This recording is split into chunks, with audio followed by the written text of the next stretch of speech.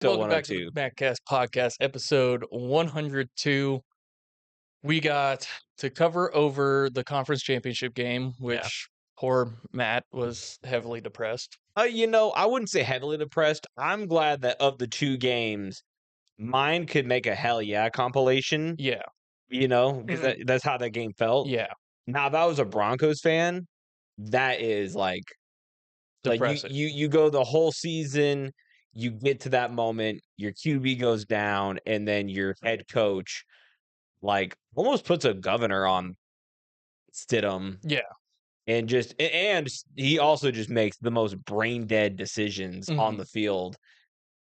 Sorry, go on. Yeah. You're breaking us down. I'm Yeah. not there yet. My fault. We got the conference games. We're going to talk about some coach hirings and firings Yep. that have been happening across the league Or parting ways. or parting ways. There's one that's like Just kind of even iffy. There's no definitive fired or hired. We're going to talk about the Pro Bowl. We both don't really want to talk about the actual events yeah. because the Pro Bowl is pretty lame now. Dude, I will say I felt like an old man when the kids at work were talking Yeah. about it. And I was like, my day, Sean Taylor would lay out the fucking Tom Brady. Yeah, would lay out the punt returner or the punt, Yeah, the punter. Yeah. The punter. Yeah. Now it's flag football, which I'm like, Yeah. I'm like, hey, editor, you might need to blur that word. Cheers, I'll drink to that, bro. we'll talk about the war dots because there has been a little bit of a change with mainly just one of them right now. Yeah. We're not going to be handling trivia this week. I kind of got lost in my research for one of my homework assignments, so I did not get there. That is my bad. Make sure you guys like, comment, and subscribe. Speaking of commenting, I already told them about it. We got our first comment that was not you, me, or family. Yeah. From It's Grape 139.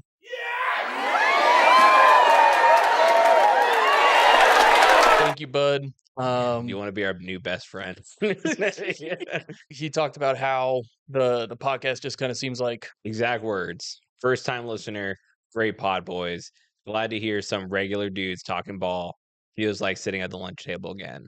Which is exactly the vibe we're going for. That's exactly the vibe we're going for. Yep. We're not professional. The most we got was I was a high school athlete for a year and a half. And then you got to what, middle school? We didn't have sports in middle school. No. Oh, what? No. It started in 8th grade because I was in a middle high school. And then we moved schools that 8th grade, and that middle school did have it. But by the time we got there, football tryouts and all, it was already done. That sucks. And then I moved here freshman year, and then I did ROTC, and everyone told me don't go for football because if you weren't what's the word, brought up in the system. That is because it's absolutely true in our town. I didn't want to say that for any sort of reasons, no, but it definitely is true. If you were a nobody moving in and you weren't in the system, or like a 5-star prospect, you're not going to get varsity. You're not even going to sniff junior varsity. You might hold towels for the freshman team, and so. Yep, that's about true. I didn't hear about that until I had already tried out. Yeah.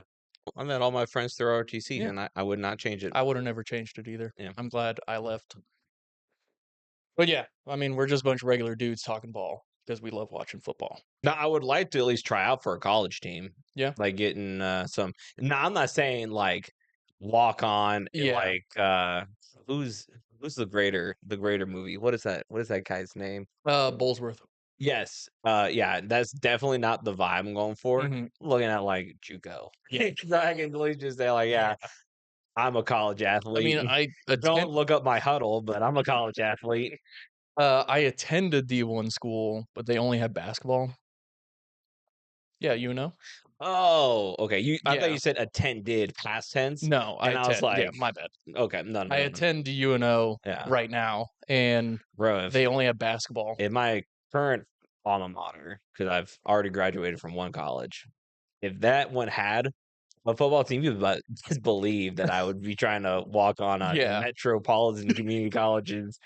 You have team. early 2000s football pads on. The full cage. Yeah, the That full dude, cage with the center one. I would look like an NCAA custom character. Yeah. Pads past my ears. Neck rolls, crop top shirt. You got like the old school like penny jerseys that you tucked into. They're like, dude, this guy's bringing his own equipment. Like, what the fuck? Yeah, if I ever did like whenever I did like custom characters, I would do one that's like serious, like how I would put it up, and then I do one that's just shits and gigs. Oh yeah, I'd make them like 4'10". It'd be like stocky as shit. huge anus or any other name that you could think of. Humongous. Patriots Broncos, we talked about it a little bit earlier. Very defensive battle, I would say. The first half, very defensive. The second half, you're playing the weather. Yeah. And I think overall, if you're a Broncos fan, you're leaving that game with the sorest taste in your mouth because you knew you could win that game. Oh, yeah. You had, honestly, your defense holding Drake May 86 passing yards, and then he had 65 yards on the ground. So, okay. You sacked him 5 times. I don't think they had a turnover. Nope, only Stidham had a turnover. Correct. Yeah. Their defense, like, I knew whoever was going to win the running was going to probably take the game. But you really just shut down Travion Henderson. They only had 3 rushes for 5 yards. Ramondre Stevenson, a little bit of a different story, but 25 carries for 71 yards. Still isn't. But the thing that I thought that they would have ran Jarrett Stidham more. And that's what I was watching the game. I think he had he only had 4 runs, but I was sitting there like, there's so many other times that, and I know that Patriots defense is tough. I mean, let's talk about some of the boneheadedness. What did you watch the game? I did, but I told you a little bit on pre-production. Yeah. Did you at least see the part of his fumble? His fumble. I'm assuming no. I'm either blanking on it or no. I probably didn't. No. Okay, that is basically how the only touchdown for New England came. Oh yeah, because it was like right there in the red zone, Denver's own red zone. It was Denver. Yeah, it was their 25 or 20. Yeah. And Stidham I don't even know if it's a brain fart or I genuinely don't know. Backwards pass. Yeah, so he goes to pump fake to spike it, and then he decides not to. Like he goes no, and I don't know if his brain was like, I don't want to take an intentional grounding. So then he turns, and almost like a basketball pass is he just pushes it forward. From away from his body, but it's still a backwards pass. And is picked up by New England, which I thought that they should have let the play go opposed to blowing it dead, because that would have been a fumble 6 for a touchdown, which I really was. I was a little upset they blew the play dead. I was like, dude, you gotta just let that play go out. You're in the playoffs. You just gotta let plays go. And then you have the replays. That's the thing. You have all these different tools now. Save the whistle till after the play's done, review it, and then if you need to go back, then you can. But if you blow this play dead, then you're just like, well, oh well. Sorry to fuck you guys over, boys. Yeah. So anyway, and then I mean Sean Payton, dude, you said it best. Put a governor on Stidham, because that second drive, they were moving down the field. Yeah, they had that really deep ball to Mims. Mims. The Mims. Yeah, I mean, Mims was tearing it up. He had 4 receptions for 62 yards. One of them, I don't want to say tearing it up, because one of the passes out of the 62 was his 52-yard pass from Stidham, and I was sitting there led to a Cortland Sutton touchdown. Which I was like, damn, I was sitting there oh fuck, the Patriots are about to lose. When I saw that shit happen, I'm like, really early on. So it was I think. But I'm like, all right, cool. Denver had a 3 and out, and then Patriots had a 3 and out, and then just that next play. And I mean, the punt situation for Denver, I didn't think they were ever starting in terrible field position. No. But yeah, I just didn't think that the game planning was just really thought out. Why I thought, because on that second drive that Broncos had, when they moved down the field that quickly, I'm like, they're going to carry this at least till halftime. and then the Patriots are going to do something, or like the snow will come in and slow everything down. So I figured it would have been at least 14-17 going into halftime for Denver. Like they would have had somewhere between 14 and 17 points. Was it their third drive where they had the turnover on downs? I believe so. So yeah, the second drive was a touchdown. Then punt, Okay, punt, so they punt. had so it was their this first drive in the second quarter that they had led to downs, which like I think they had it in New England's 14-yard line. Like, and the weather's not terrible yet. Like, Yeah. kick the field goal. You go up. What? It would have been 10-0 at that time, Mm-hmm. and then you're forcing New England to play a little bit more urgently, which I didn't think they really had that urgency all game. No. Because I get it, you want to play conservative against that defense, and then you force the Patriots to kick a punt. You know, you get a play punt. I'm reading off of the teleprompter here, and then you have the fumble, which Mm-hmm. shouldn't have happened. Like another team that we'll talk about, a fumble Yeah. that shouldn't have happened. Which 2 plays later they take it in to score a touchdown, and now you're looking at a tied game Mm-hmm. when it could have at least been 10-7. Yeah. And then right before the end of the half, both teams exchange missed field goals. So Will Lutz actually missed both of his kicks for the Yeah. day, which I was honestly a little surprised about. I knew the weather played Mm-hmm. a factor. Totally get it. But Will Lutz, Yeah.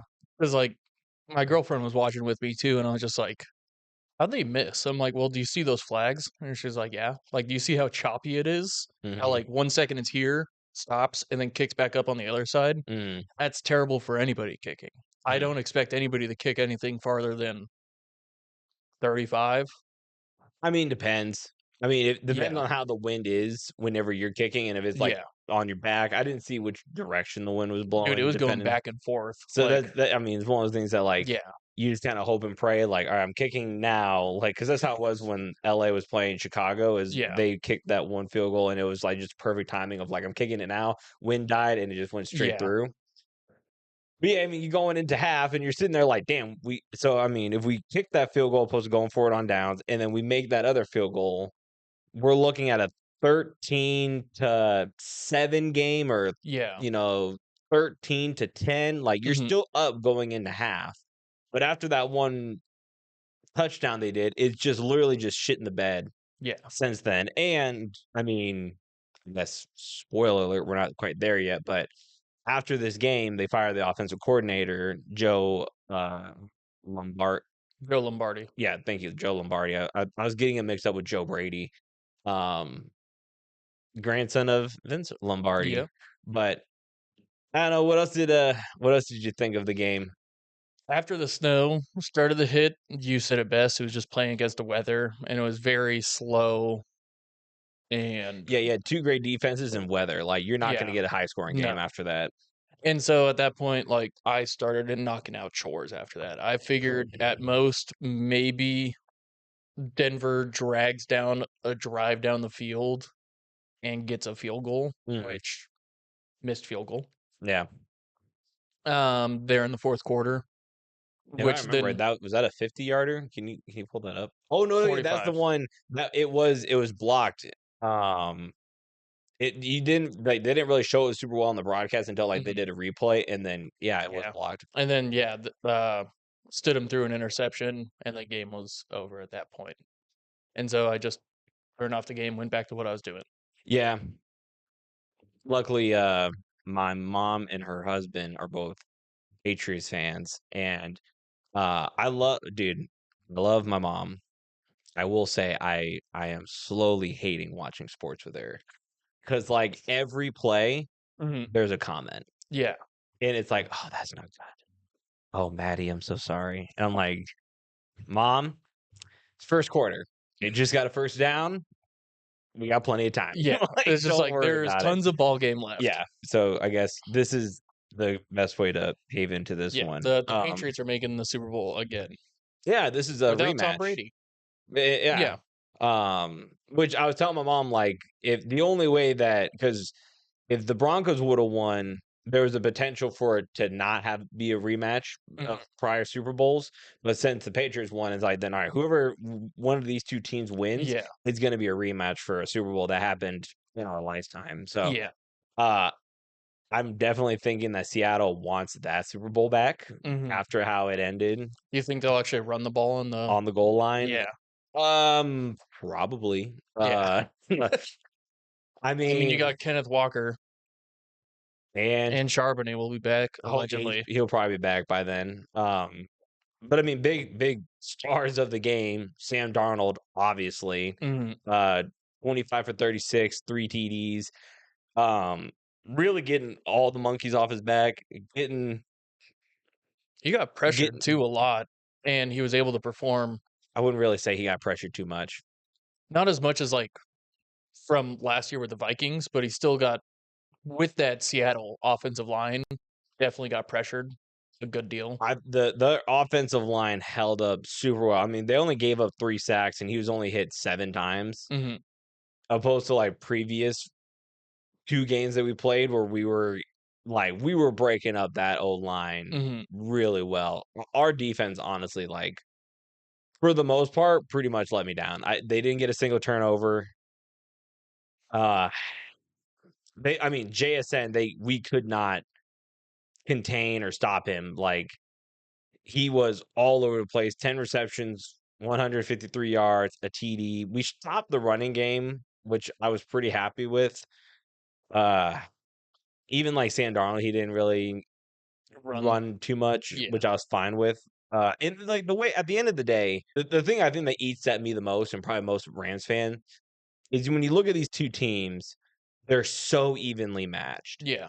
We lost this game because I mean, we put ourselves into that losing Mhm. position where Especially your punt returner. yeah, like it's mistakes like that where like it's not like Seattle peanut punched it out or Mhm. big time interception by a bad read from Matt Stafford or like excellent game planning. Like these two teams are so evenly matched that once I saw that punt return situation go down, Mhm. and then I mean the same situation, like what was it? Maybe not the next drive, but the second drive after that, where Seattle had it, or excuse me, we had the ball and we're about ready to punt. Seattle's number 27, Woodland, I Yeah. believe, goes over to our sideline and he starts talking shit to our bench, which normally I've said it many times, I'll say it again. I don't like the penalty of taunting. I think it's Mhm. kind of a soft one.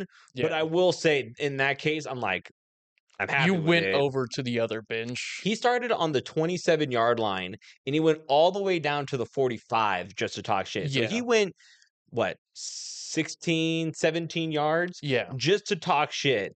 And he had the audacity to like look surprised. Yeah. I was Like, like, "Why am I getting which penalized?" like here's the thing too. Let them play. Yeah. Like I thought there was some other calls that were missed. I think there was a face mask that was missed on Matt Stafford, and then an OPI by Barner in the end zone that Mhm. just ended up being like a no call. There was also what I think was clearly I think it was an incompletion by Cooper Kupp Okay, at that 1 yard line, mainly because this is where I'm sitting at it with, is that when his arms hit, he didn't survive the ground.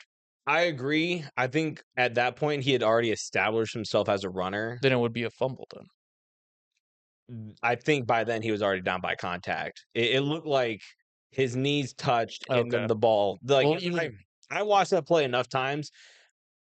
I don't think it was a bad call. then I so there was 3 things, right? Okay. Like, if he established himself as a runner, fine, call it Mhm. a fumble. Yep. But down by contact, I can agree to that argument. The other Mhm. one, he was just plainly short.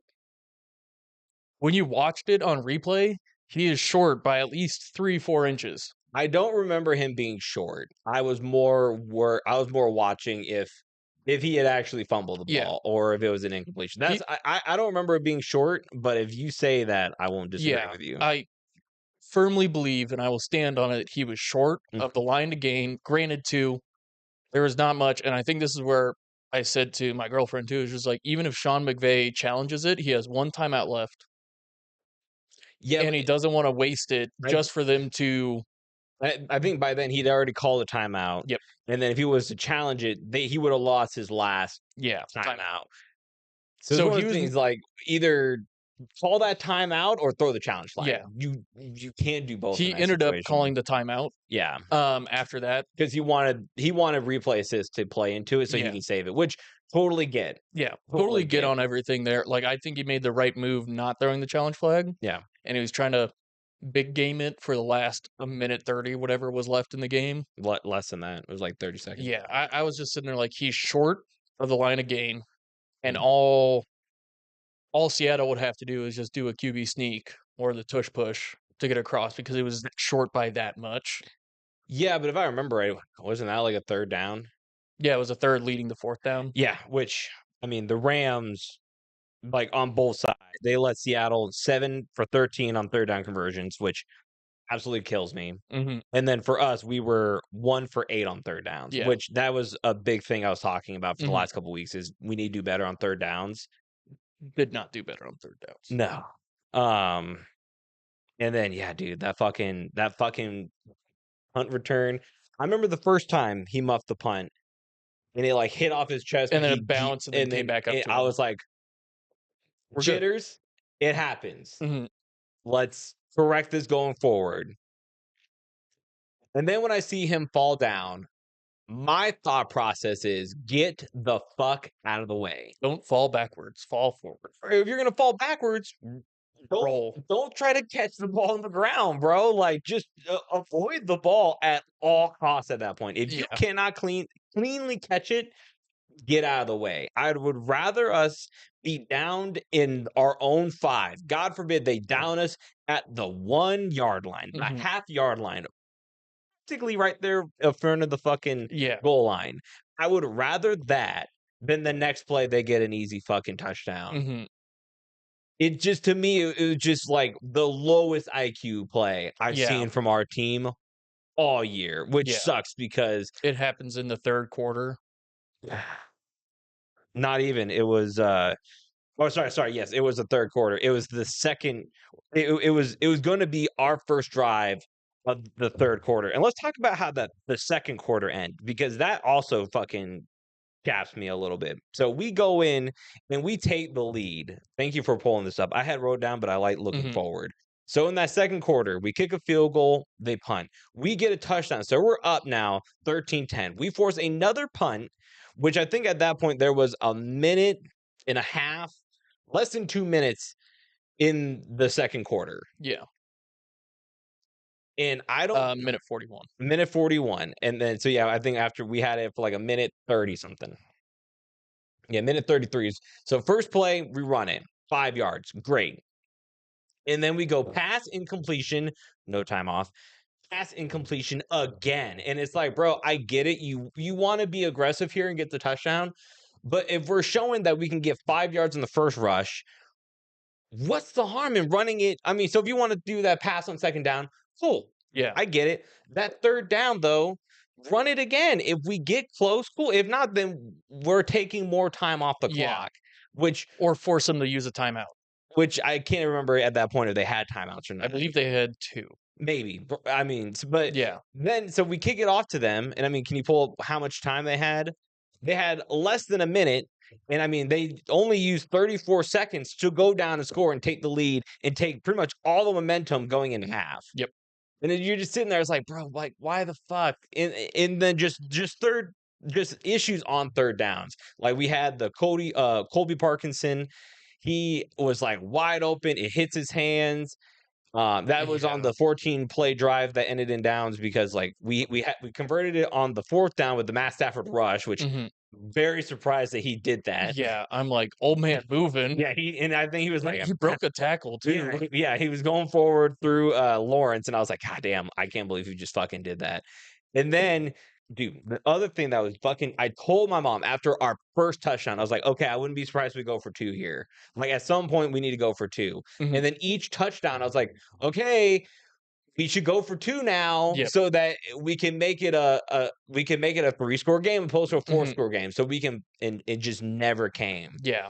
So it's just one of those things that like, And when you guys win for it on downs, we beat ourselves. Yeah. That's like the thing that really My- jives me about it. my girlfriend was asking, "Why don't you just kick the field goal there?" Mm. I'm like, "Well, you pin them down at their own 6." Which I agreed with the going for it on 4th downs of like, okay, worst comes to worst, if we don't get it, we have the time we just need to get a quick 3 and out, out stop.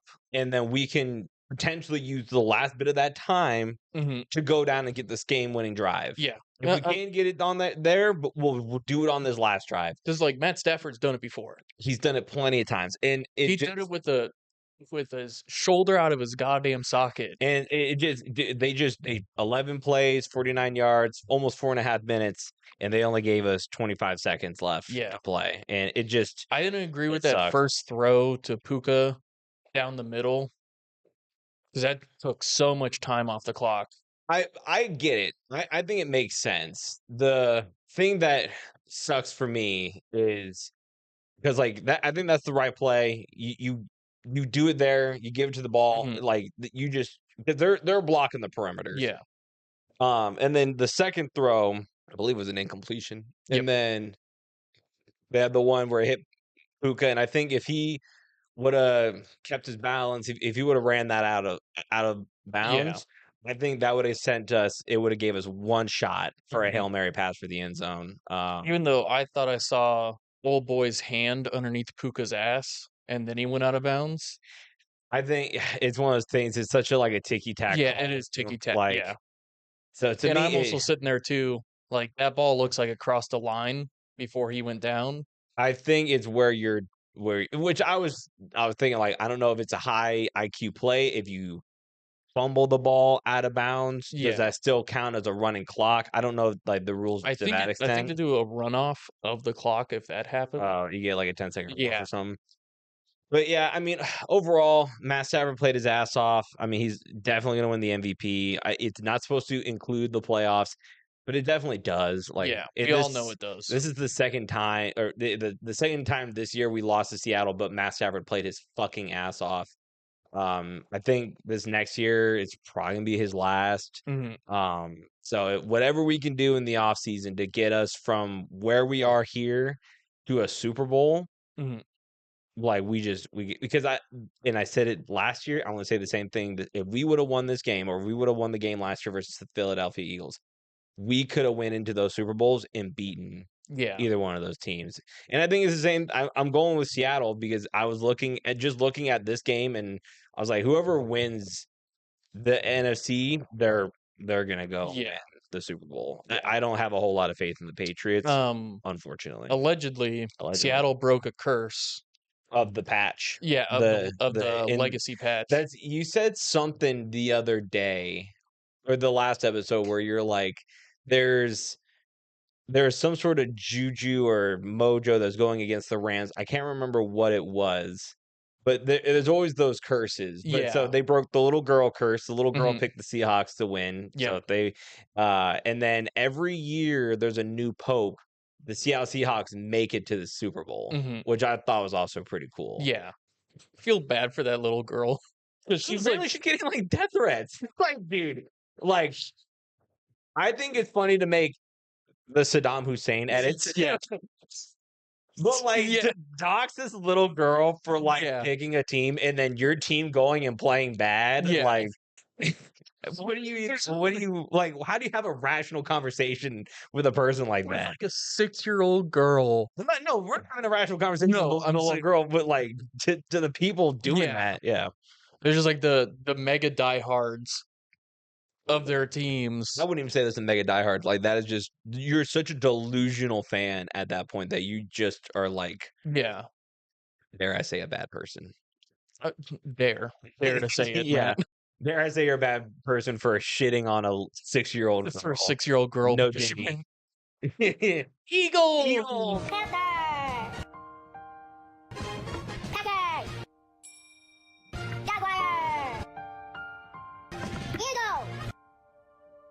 No one says anything about that fucking dog that hits the ball into the little hoop. Yeah, they never fucking. Well, they might. I don't read it into the comments. But yeah, she only has one right for all playoffs. She got the Patriots right too.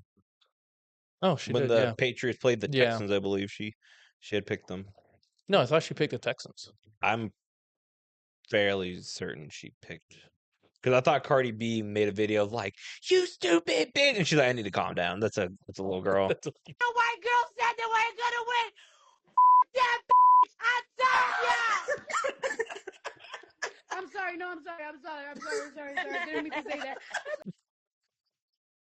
that. My favorite video that I saw of that one was like the Rams fans. They were sitting there like, should I buy tickets for the Super Bowl? Yeah, I saw that one where they're packing their bag. They got like that their was Rams funny. helmet on too. I'm like, I think you sent that to me actually. I did, yeah. What was I about to look up? Oh yeah, awards odds. I wanted to look up while you're doing that Nebraska versus Michigan. That is the big basketball game. Okay, at halftime we're up 50-48. Nice. So, yeah, the anything but a football school is number 5 in the country in basketball. So, Fred Hoiberg effect. I thought you would honestly had something to say about the No, anything but a football school because we were dominant in I mean, bowling, volleyball, Coach Hoiberg. basketball, wrestling. Apparently, we're getting our shit together in. Coach Hoiberg, love him. He's the mayor of Ames, Iowa. Yeah. That was his nickname, was the mayor.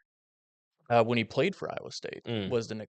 Yeah. But yeah, then he went off to his pro team that he played for, the Chicago Bulls. Yep. When Jordan was there, and then we got Coach Olsenberger, who was Fred Hoiberg's assistant coach. I mean, that guy's freaking ripped, dude. Yeah, and so like, I'm glad an Iowa State coach has came to Nebraska and helped you guys out. That's a nice way to put it. Yeah. Maybe we could try and get tickets to see I him. want to meet the dude. I want to shake his hand. Yeah. Would you wear Cyclone stuff? I would. Yeah. I would wear my 2014 Big 12 championship jersey or like shirt and have him sign it. Does it fit? No. Okay. Absolutely. So you're not wearing it in. It's like you're holding it. Okay. Like, can you sign this for me, please? Yeah. Like, it would mean a lot because like my dad, back in 2014, I know we're a football podcast, but we're going to talk about it. Go ahead. My dad, Iowa State won their last Big 12 championship in basketball the year I was born. And we were in Ames, and my dad couldn't, or we were in England, and my dad couldn't make it back. You know why? Because I was being born. And so he said, "Son, you made me." Oh my God, son, you made me miss the Big 12 championship, so you're coming with me now. You're dead to me. Yeah, you're coming with me now. This is the first time since you were born. And I'm like, all right, cool. That was my first Iowa State game, so it has a little bit of sentimental value. And Coach Hoiberg took us there. Gotcha. Yeah. Matt Stafford's still the favorite across the board. With all of them, he's minus 900 in FanDuel. JSN's back to being the favorite of Offensive Player of the Year. There were some rumors that Drake May was going to be the Offensive Player of the Year or became the favorite, but that one has gone away. I think everybody continued to just stay with JSN, especially after conference championship performance. That's not what you want to see. I accidentally hit stats on the NFL, and for the 2025 postseason, Matt Stafford is the number 1 offensive passing leader for the postseason. He's just under 1,000 yards. Just underneath 1,000? Just underneath. In just the playoffs? Yeah. Drake May is 533. Sam Darnold is 470. Granted, both of those guys played one less game, but still. But yeah, DK Metcalf is still in the MVP with BetMGM. There's a guy that missed a whole 2 games. 2 games. Did anything ever come from that? No, nothing really came of it. Like Probably just a fine off the board or off the what's the off the what do you fucking call that? Off the books, like settlement, just something like that, like or a settlement outside. I don't think so. I haven't heard anything, so there probably hasn't been any pushing forward of whatever the case is. Yeah, I mean, you'd think something would come up, like, because they're accusing that guy of saying, like, the N-word, and apparently he's a problem when he goes to all these different games, so you'd think at the NFL level, if there's, like, a security, they're like, all right, if we gotta fucking just ban this guy from going to any NFL games, just fucking do it. Yeah, for the Pro Bowl, for the NFC, Matt Stafford is a starter, even though they play flag football. Sam Darnold, which I don't think Sam Darnold's doing it. No. since he's going off to the playoffs. So you have Dak Prescott as number 2 and Jared Goff. Who's replacing Sam Sam Darnold. Yeah. For running back, Jahmyr Gibbs, CMC, Bijan Robinson, all make sense. All makes sense. There was one that I remember them talking about, like he got snubbed. I'm trying to think about who that would be. We need to get rid of the fullback one. I think we're just patting. I love the fullback. Here's the thing, like no other team but the 49ers use him.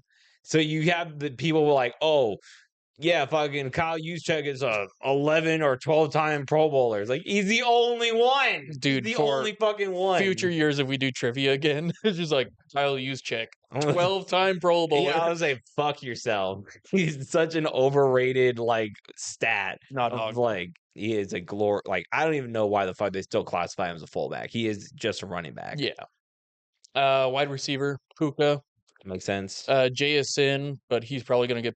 He's definitely not going. George Pickens makes sense, and Amon-Ra St. Brown all make sense. Who would you replace JSN with? I thought you were just showing me the NFC list. Is this? Yeah, this is all NFC. George Pickens. Dallas yeah, Cowboys. shit. Yeah, he's not on the Steelers anymore. I was sitting there fucking tripping. CeeDee Lamb. Or is CeeDee injured still? No. Yeah, he's injured. Yeah, because he came back and then left again because he was hurt. Yeah, he had that. Yeah. What was it, like an ankle problem or something? Mm-hmm. So you're asking me who would I replace JSN with? That's a good question. I mean, I would put Drake London in the conversation. I would put him underneath Puka. Oh, yeah, obviously. Yeah. Honestly, probably, like, you can also just say it's a bandwagon take, but he led the NFL in receiving touchdowns this year, Davante Adams. I was going to lean more Davante Adams. Like, some people are saying he's the greatest 10-yard and in touchdown receiver. When you got movement like that of the line, bro, that's all you need. Titans. Titan, I like that list. Yeah, Terry McBride, George Kittle, Jake Ferguson. Which sucks because George Kittle, he had to get replaced because of his injury. Yeah. Who filled in for him? Jake Ferguson. Oh, offensive tackles, Penei Sewell, Kristen Wirfs, and then Trent Williams. All makes sense to me. All makes sense to me as well. Guards, Tyler Smith, Joe Thuney, Chris Lindstrom. All makes sense to me. Centers, Drew Dahlman and Cam Jurgens. That's true. Yep. Right there. Which I also thought he had some time missed this year. He did. He did have some time missed. Defensive end, Aiden Hutchinson, Micah Parsons, DeMarcus Lawrence. I would not have Micah Parsons. A, he's injured. B, I thought he only had like splash plays. I didn't think he was. Yeah, I was sitting there like, I can imagine him as the number 3 if you really wanted to put him in there. Mm. But he wouldn't be my number 2. Just I would because agree. You said splash picks or splash plays. Defensive kind of overhyped. Like I'm looking back at how we all looked at it, and I was like, he had a very overhyped season. Yeah. Defensive tackles: Jalen Carter, Leonard Williams, and then Quinnen Williams. No relation.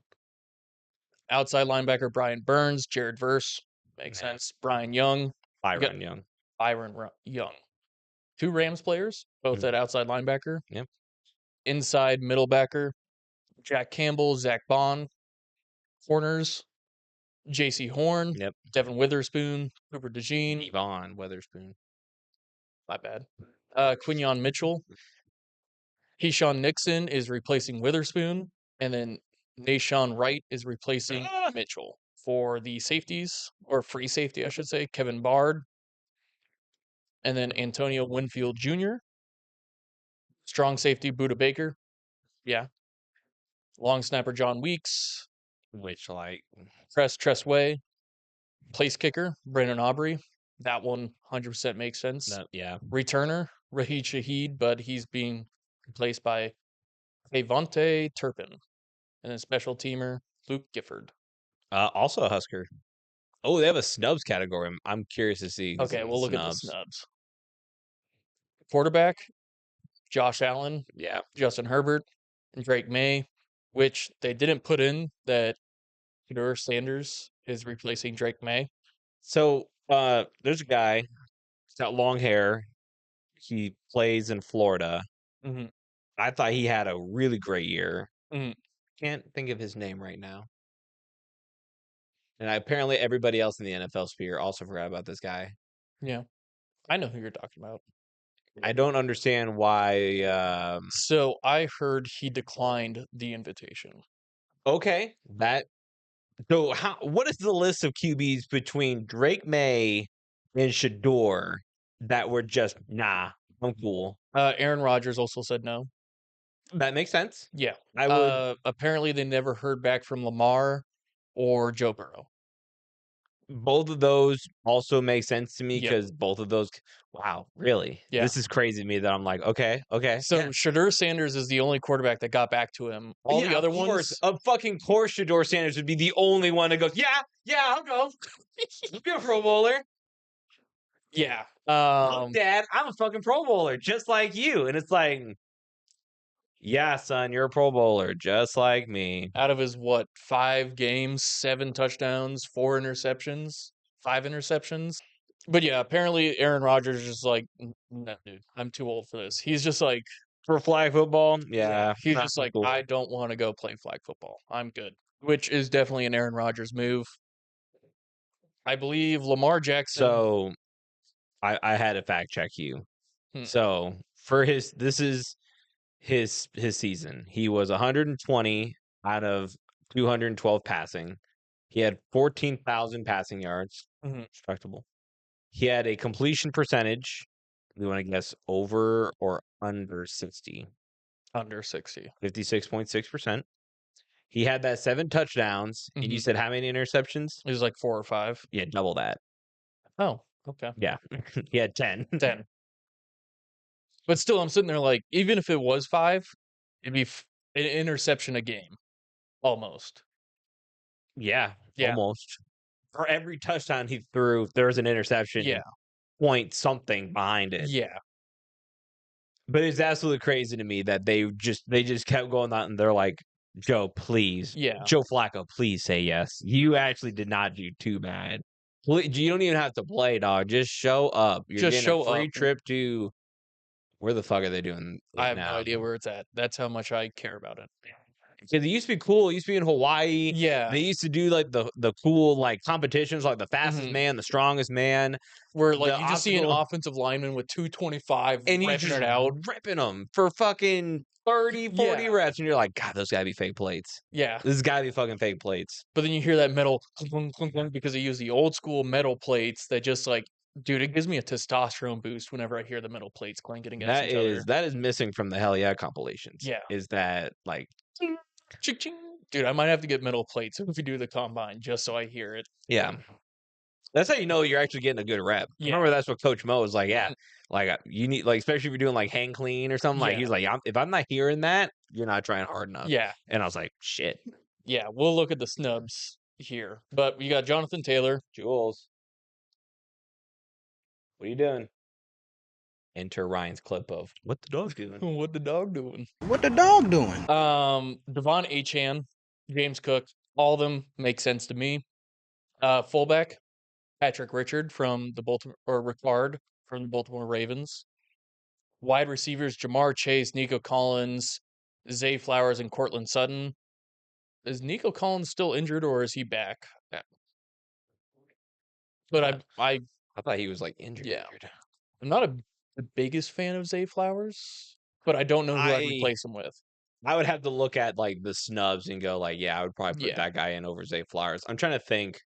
Yeah, no, I wouldn't put in, because I'm just trying to think of wide receivers from this year, and the first one that came to my mind was Alec Pierce from the Colts. I was like, no, I wouldn't do him. I wouldn't do Michael Pittman. Maybe I would do Michael Pittman.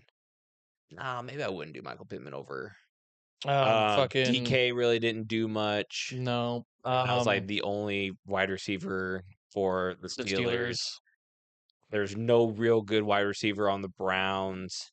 The Chargers is who I'm kind of leaning towards. Oh, fucking Quinyon Johnson. He had a great Johnson, year. Lad McConkey. But I would do Quinyon Johnson over Zay Flowers easily. I feel like a lot of people would hiss at me for that. No, I'm not hissing at you. I think Zay Flowers was good. Don't get me wrong. You know who 100% should not be on this list right now? I'm looking right at him. It's the guy who's probably going to win NFL Man of the Year award. Travis Kelce. Oh, yeah. That Well, guy he's should. being replaced by Dalton Kincaid. Good. I Yeah. don't think he should have. Even Brock Bowers is getting replaced too by Tyler Warren. Which I think Tyler Warren is that is a valid. Yeah.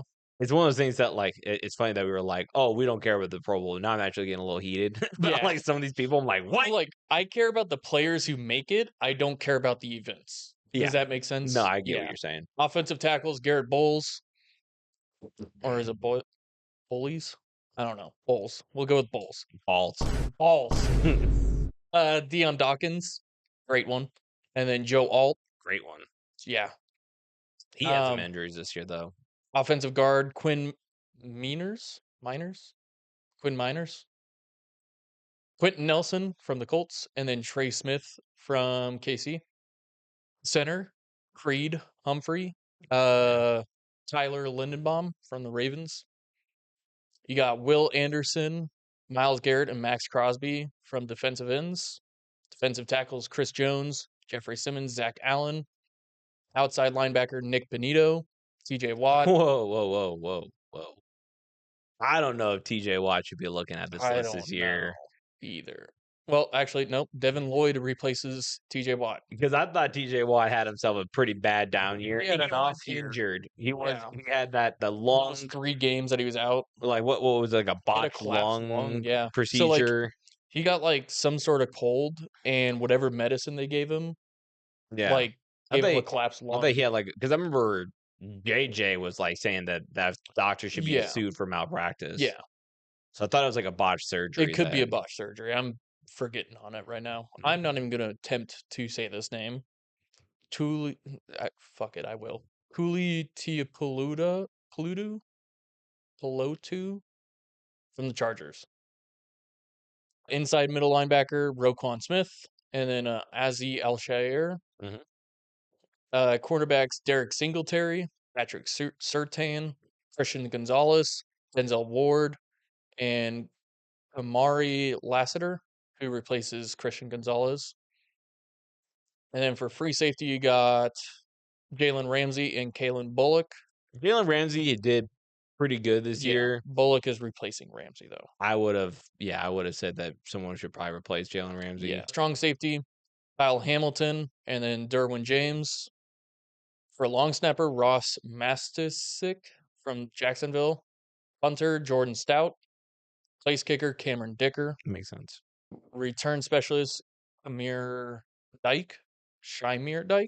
And then special teamer, Ben Schwarnick from the Steelers. Skoranek, sorry. Yeah, former Ram. Yeah. I think he wouldn't be able to go to anyway because he's in the Super Bowl. I think a snub here is Marcus Jones, my mom's favorite player, apparently, Marcus Jones.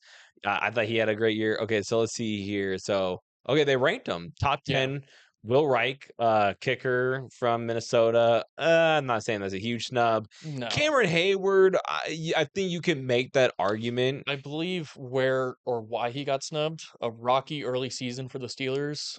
I agree with that. He had a very slow start to the beginning of the year.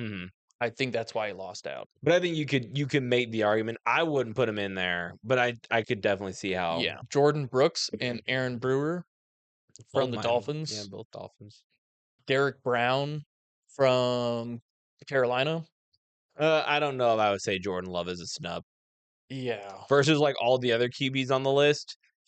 I don't know. No. I wouldn't say Jordan Love got snubbed. Kevin Dotson. He was a great guard for us. I know he had a couple injuries this year, so I don't know if maybe that played into it. Yeah.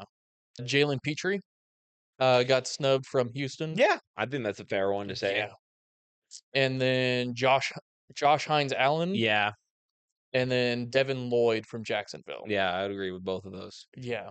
I mean, I can pretty much all these ones I can understand, but Jalen Petrie from the Texans, that Texans defense was top tier. Like, it was probably this when the Steelers were going up against them, like, fuck, dude. Dude, that shit. I was like, oh my God. So Mike McCarthy. yeah. I've seen some takes going around. This is somewhat older news now. Is what it was announced this weekend. Yeah, like Sunday. And we're recording on Tuesday. So I've seen James Harrison talk about it. Frank Michael Smith, you sent me his thoughts. I thought he had actually really good arguments for it. Even Mike McCarthy has it's not he's commenting on his post, but I saw him make a comment about yeah, I want to get Aaron Rodgers back. I don't know if I'm not exactly sure if it's going to be like the grudge match that they're thinking it's going to be, or they're going to get the two old heads together and they're going to. I think it's going to be huge for Will Howard and maybe Mason Rudolph because he's great QB development. Yeah, like he the fixed offensive minds. Yeah, I just don't think when you're looking beyond certain aspects, if you came up to me and at the beginning of the season you're like, would you rather have Mike Tomlin or Mike McCarthy?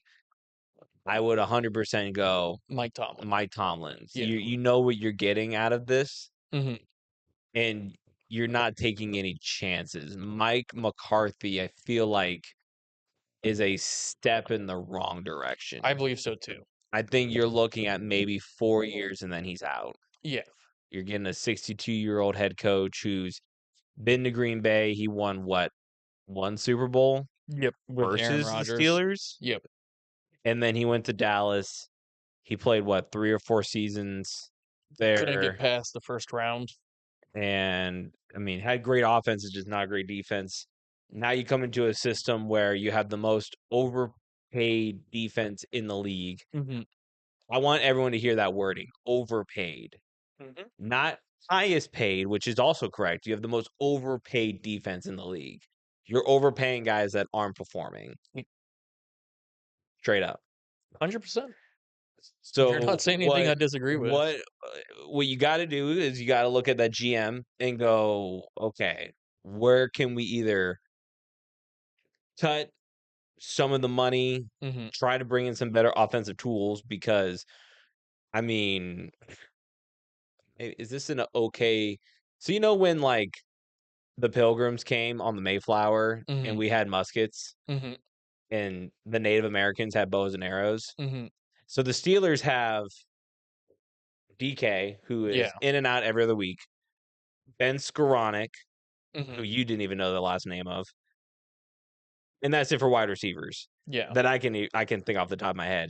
Calvin Austin.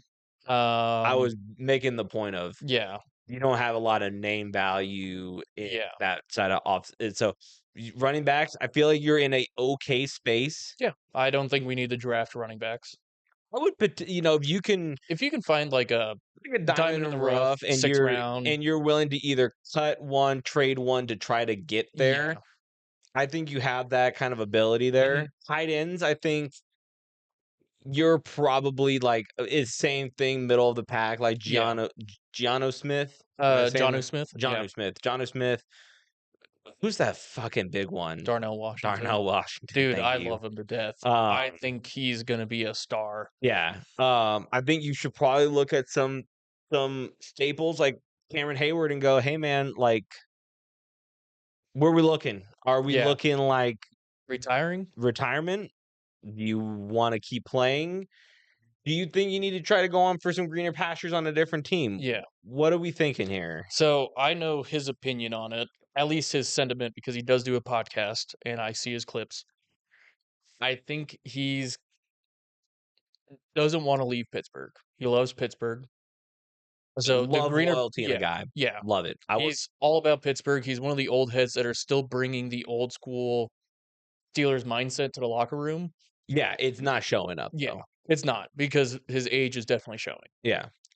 You can't will you can preach it. Yeah. You can't will it to 10 other guys on defense and 11 guys on offense. Yeah. You really don't fuck I can't sit here, transfer my powers over to you. No. Yeah. I'd love it if he could. The other former killer bee, Chris Boswell, is a kicker. Yeah. So you got two great leaders that have been with the organization forever. But let's be honest, you're not looking at an Aaron Donald type player, and you're not looking at Chris Boswell. I think is kind of up there in the league. Yeah, Chris Boswell, I love him to death too.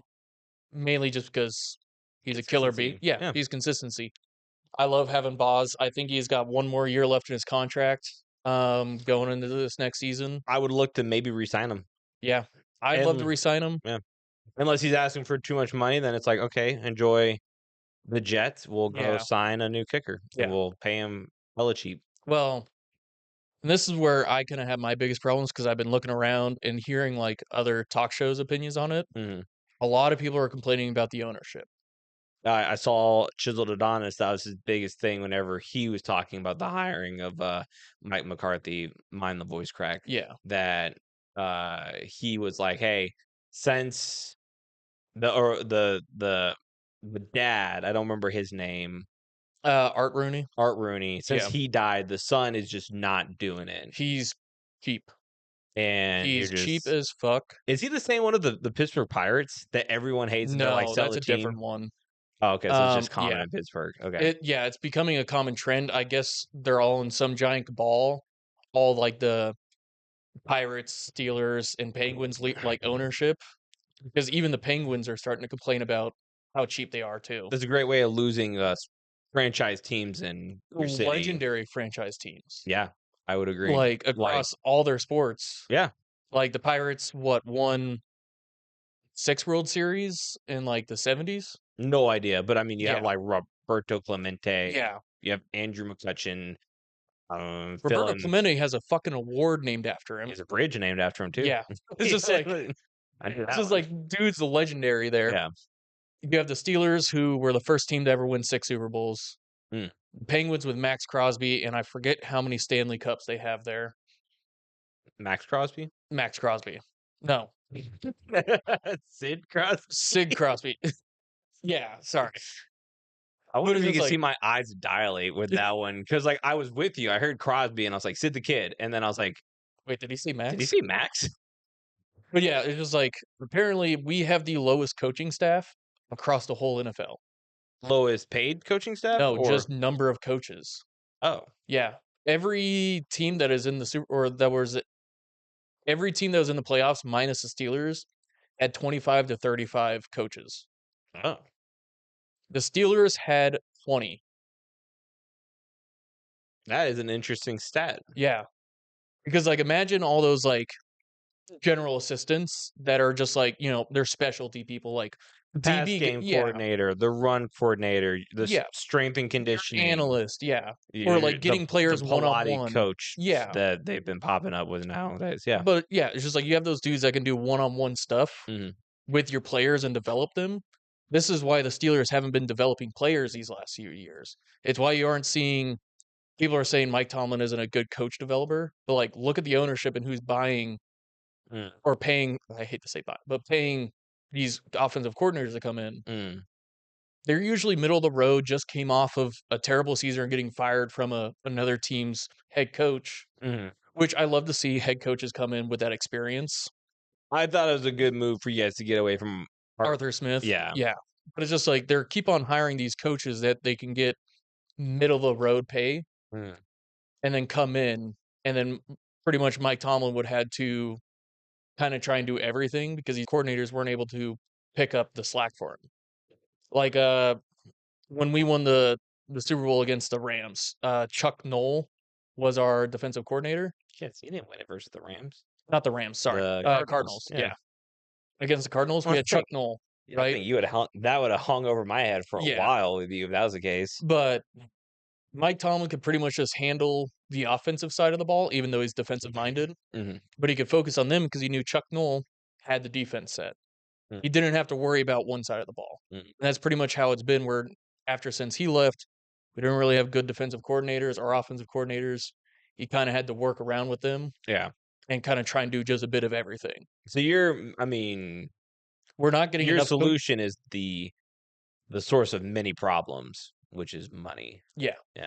It's money. Like our owner is cheap. He doesn't want to pay people, or he doesn't want to pay for good coaching staffs. He's willing to pay for players, but even then, when you're looking at the players he's paying, you're like, bro. Yeah, I think his mindset is that if I just throw enough money at these all-star players, and that I think TJ Watt is going to have himself a better year next year. Oh, 100% That's agreed. no doubt in my mind. He's always kind of had like a yeah. yeah. I think he's been kind of up, and then I think he had injuries, and then but I think consistently he's pretty up. When I say up and down, I mean like one season is Defensive Player of the Year, next season he's third place. Still think that's fairly up. I say consistent, but like up and down though. Mm. And I think it's like going to be another up year for him. So with Mike McCarthy taking the helm, if you had to set goals for the 2026-2027 season, what are you looking at for goals? My delusional side says Super Bowl. Hey, I mean, aim high, and if you... My delusional side is always a Super Bowl as a Steelers fan. Yeah. My realistic side, probably going to make a wild card. Mm-hmm. Probably going to lose in the first round. That's just, Would you want them to try to make some blockbuster trades? Like, hey, you send potentially TJ Watt away, and you get... Well, we did see that like Jack Sawyer, and I'm forgetting on the other dude's name. The other outside linebacker. I'm blanking on his name right now. I feel so bad. But we have linebackers to replace him. Mm. Now, losing TJ Watt definitely does take away some of the opponent team's offense, their game planning. They know they don't have to game plan for TJ Watt. They don't have to double team him every time or send someone to chip him every play. So you lose that part if you get rid of TJ Watt. What we do have, though, is a lot of draft capital to trade away for these upcoming years, because I think we have a few second-round picks and a couple extra first-round picks to spare for these next couple of years.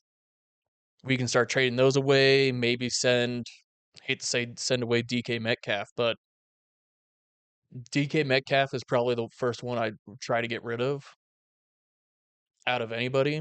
Maybe even Jonnu Smith. He didn't really perform super good for us this his first season back, because he had a Pro Bowl season last year with the Dolphins. Comes here, and I don't know if it was just Aaron Rodgers was overthrowing him or Jonnu Smith was, I think, not running his routes right. A lot of it is just terrible play calls by Arthur Smith. It always seemed like whenever Aaron Rodgers was throwing the Jonnu Smith, something was off. And like it was like I was saying, like either overthrown or Jonnu Smith didn't run the right route. And so I don't know if that's where it came into play. And then you add in Arthur Smith, terrible play calls. So Jonnu Smith has a little bit of, claim to his name. You get rid of him and DK Metcalf, along with some draft picks. You can bring in some better wide receivers. Quentin Johnson from the Chargers. He's not the number one wide receiver, but he could make a hell of a good number one there in Pittsburgh. Do you want Aaron Rodgers to come back, or do you want... I'd love to see Will Howard at the helm. Yeah? Yeah. I think, well, now you have Mike McCarthy, who is a great developer of quarterbacks. I say give the reins to Will Howard, have Aaron Rodgers as a backup in case he doesn't do well in those first 4 or 5 games. See what happens there. That's at least how I'd like to see it. He spent a year underneath Aaron Rodgers this year. He even said it himself, too, multiple times. He met back up with John Gruden at one of the Steelers games. He said he's learned so much more about the game than he ever thought he would learn. Like, he said he had it pretty much figured out. Then Aaron Rodgers opened his eyes to the game. Who said that? Will Howard. Oh. Yeah, he said that to John Gruden. Sorry, I got lost in the sauce there. I thought he said that... John Gruden. Not that he said Aaron Rodgers talked to John Gruden, and he said that he learned so much more this year. I was like, bro, fucking... What? Wow. No, Will Howard learned so much more from... That makes total sense. Yeah, from Aaron Rodgers. Total sense there, yeah. And, yeah. I'm very torn with Mike McCarthy, because I would have loved to see Chris Shula from the Rams. It would have been almost poetic for the Steelers. It would be very similar, like the last two. Yeah. Like, because defensive-minded, young. Bill Cowher when he was first hired. Tomlin when he was first hired. Young, first-time head coaching, defensive coordinator, background. And then bring in Mike McCarthy as the OC. It's just like, you could have done it like that. You could have gotten Chris Shula. And then save a little bit of money doing it that way, too. And then have Mike McCarthy as your OC, who is already a veteran head coach. And you could let Mike McCarthy handle the offense. Like, all right, cool, dog, you got this. I'll peek in every now and then I'll just focus on the defense. That's how I would have done it. If I put GM hat coming on, that's how I would have done it. Yeah. You feel good on Mike McCarthy? You ready to move on to the next one, or Yeah, I feel good. I think I said my piece. Okay. Joe Lombardi fired after the AFC title game. Yeah. I don't know how I feel about that one, but actually I do know. My gut says it's a good decision for them. Because if you saw the Broncos all season long, it was 1-score games or huge comebacks. Now you could put some of the props to Joe Lombardi, or you can give some of the props to Bo Nix. Well, Joe Lombardi has been with Sean Payton for a long time. I had to look up some of this stuff. So Joe Lombardi, as you know, grandson of Vince Lombardi, named after the trophy. He was the he was the offensive coordinator for Denver from 2025 to 2023. And then he was at the Chargers from 22 to 21. And then Detroit from 15 to 14. All offensive coordinators. In between a lot of those is he was the QB coach in New Orleans from 2020 through 2016, so during Drew Brees' time. And then 2013 to 2019, he was also the QB coach in New Orleans. He was an assistant in 2008 and 2007. He was Atlanta's defensive assistant in 2006. He graduated from the Air Force Academy, which I did not know. Interesting. Whenever I saw that, I had to Google that a second time from Pro Football Focus. But so he's been with Sean Payton a long time since. And he's a veteran. I don't know if he graduated from the Air Force Academy, he had to have served 4 years or whatever his contract was. Can we pull that up to see if he actually did serve, or if he just, because isn't there a way to, you're not typing, buddy. Oh, pull it up, Jamie. So yeah, college Air Force Academy. He was a tight end. He lettered 3 seasons and started as a senior. He was also lettered a season in lacrosse. He served his 4 years of active duty in the Air Force. Oh, where he was a program manager for the F-22 program at Wright-Patterson Air Force Base. As I was. Yep. But yeah, thank you for your service. I wouldn't put, unless Sean Payton just puts so much of the reins to Joe Lombardi. But that's the thing. I mean, like, I can't imagine Sean Payton gave all the reins to Joe Lombardi. And you're playing it with a backup. Yeah. I don't know. I think this is definitely. I don't think this is like a. To me, it's a scapegoat situation. Yeah. How are we gonna blame the coaching staffs? Yeah. Without losing trust in our head coach. Well, you blame the offensive coordinator. We sucked on offense. Yeah. Let's blame him. Even though it was a blizzard and you couldn't really do much on offense either. And at the end of the day, the head coach gets the final say on going forward on 4th down or kicking a field goal or potentially teaching. Well, I don't know who the quarterback coaches who have been taught teaching Jarrett Stidham to shovel pass it behind him. But yeah, he spent 12 years over 2 different stints on Sean Payton's staff. Yeah. And you have 1 season as the offensive coordinator. And I think it has to be one or two things. Joe Brady and Sean Payton were kind of in agreement, like, hey, get rid of me. Joe Lombardi. Sorry, Joe Lombardi. I did it too. Joe Lombardi was just like, hey, get rid of me so I can go someplace else. Right? Or it was already a buildup between the two this year. Probably. And then that's why it kind of seems like an all of a sudden. I mean, Bo Nix, like, he played well. Yeah. But a lot of those wins came from like a 4th quarter comeback. Yeah. And that's where I'm like, I think it was Bo Nix and Sean Payton Sean Payton being the play caller in the 4th quarter. And then Bo Nix's talent coming through. So I think that's why they got rid of. I can imagine him. He's probably going to go land a job at another program. Yeah. I don't think he's done. No. I don't think he's going to be head coaching anywhere. I think he's going to be. Nope.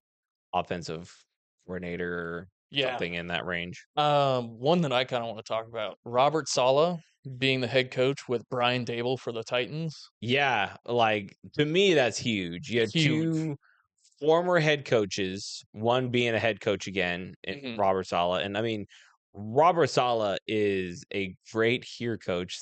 Looking at Matt's notes, Yeah. My bad. It's fine. I just like fucking with you. I can't spell. He is a great defensive coordinator.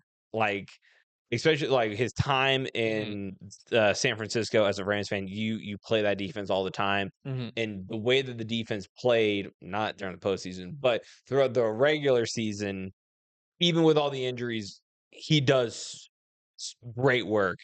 His time in New York was pretty short, and I felt like there's a little bit of controversy at the end, but I don't think he got along with ownership. No. And Brian Dable, I also thought got cut really short in because New he had a York. very electric offense before all the injuries happened. And yeah, I mean, like here's the thing, I get it. Like the years prior, like he wasn't having great years.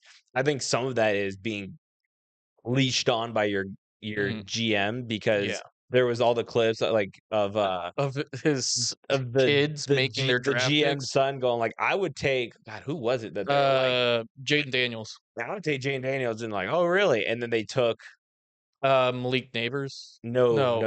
It wasn't Malik Neighbors. It was something ridiculous too. And everyone's like, bro, you had. I think his daughter said it. No, it was his son. He was like, I would take Jaden Daniels. Like his son said Jaden Daniels, but his daughter said someone else, and he went with his daughter's pick. It was like another college. It was a quarterback. I'm blanking on who it was. Anyway, but Brian Dable, he's in the room with Jane Daniels, and he's like, you can see he's impressed. He's like, shit, man, I want to fucking.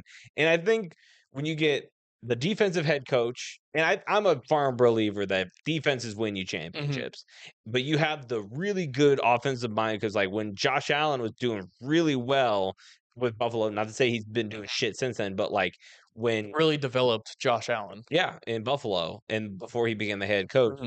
I think that's a really good move by the Titans if they're like, dude, I want to be serious. I think you got your quarterback in Cam Ward. I think he can do it. You get an offensive line around him. You got to start building the players. You got to start building the players, and you got to start developing them. And I don't know how the draft looks this year. Yeah, but I'm expecting honestly a step forward. Oh, 100%. Yeah, like the Titans might actually be pretty dangerous next year.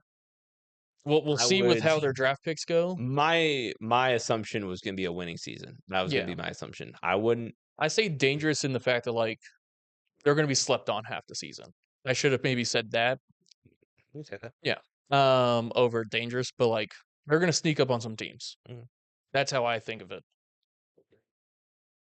You want to do Joe Brady? Former offensive coordinator for the Bills, Joe Brady, got promoted to head coach. 5-year contract.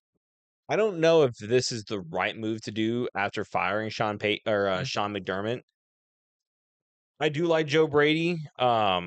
He's been around for a while. He was OCing in Carolina from 2021 to 2020, and then he went to Buffalo as their QB coach in 2022. He took over the interim job during 2023. He's the interim OC while being the quarterback coach, and then he was the offense coordinator 24 and 25. So I don't know what they saw from Joe Brady that they liked more than Sean McDermott.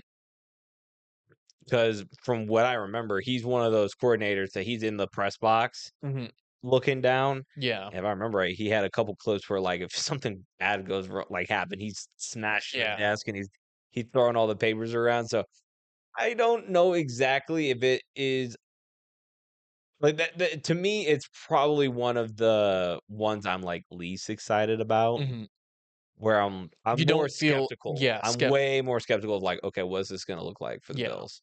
Who are they looking to get as their OC going in to replace Joe Brady? I don't, unless they're just going to keep trying to just develop in house and they're going to take the next person up and just do that, so on and so forth. My thing that I'll say is like overall, your offense is not in shambles, but I definitely think you just need to get more weapons around Josh Allen. That Dude, you need to get some isn't, wide receivers around him. yeah, that's not Brandon 30 Cooks. plus Yeah. year old Brandon Cooks, who's great. I love Brandon Cooks.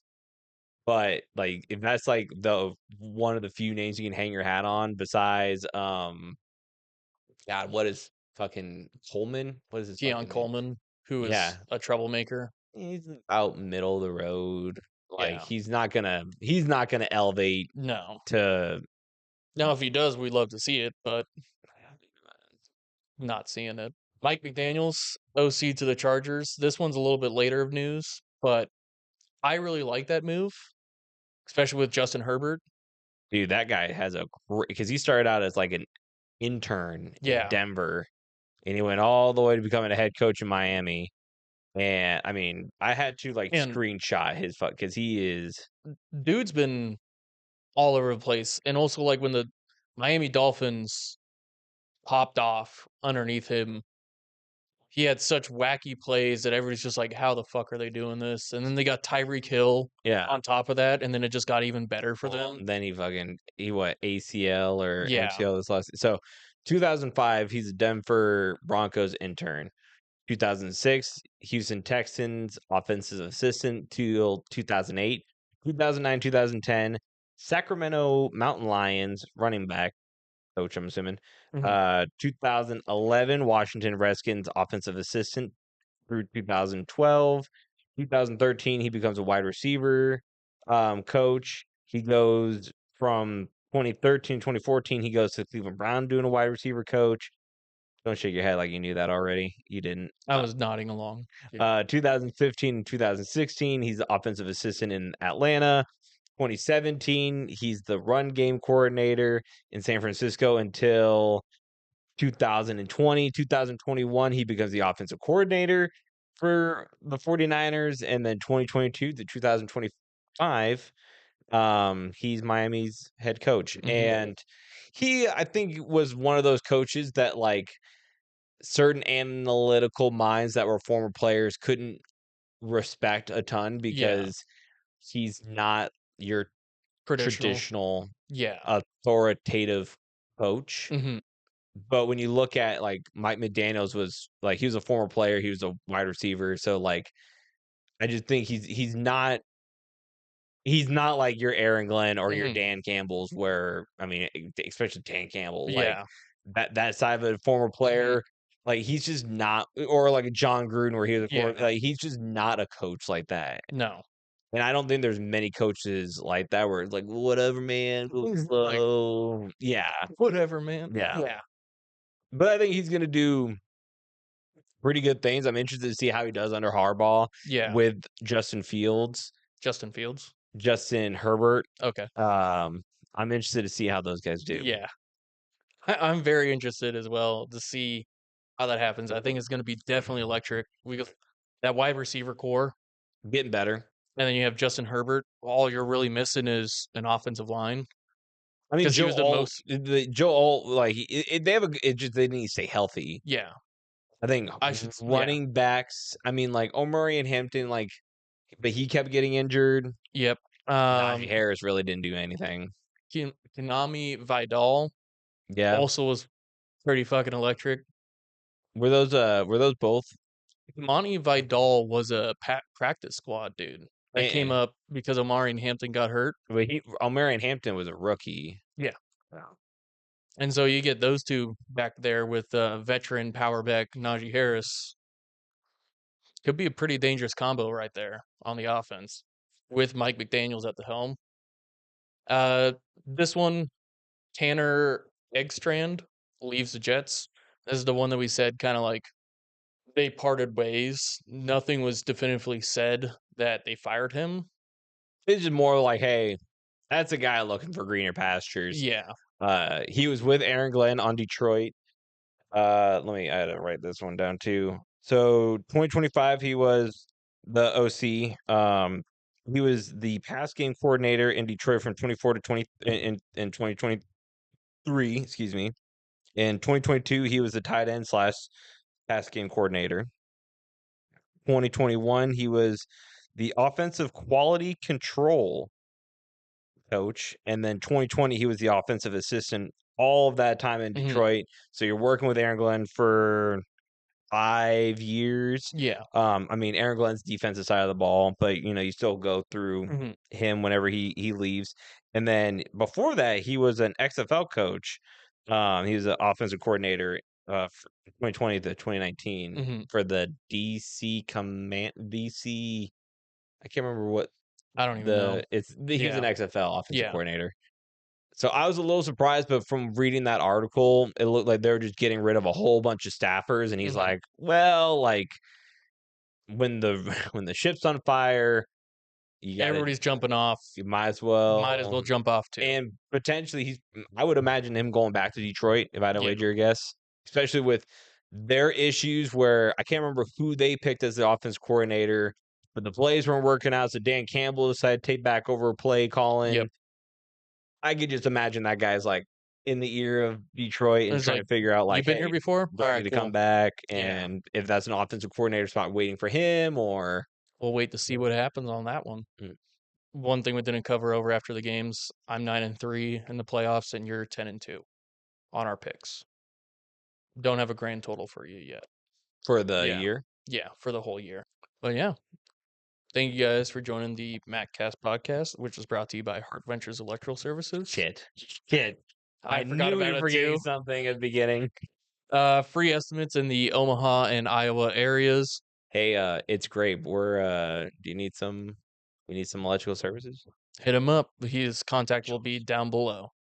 Thank you guys all for coming. We'll catch you guys next time.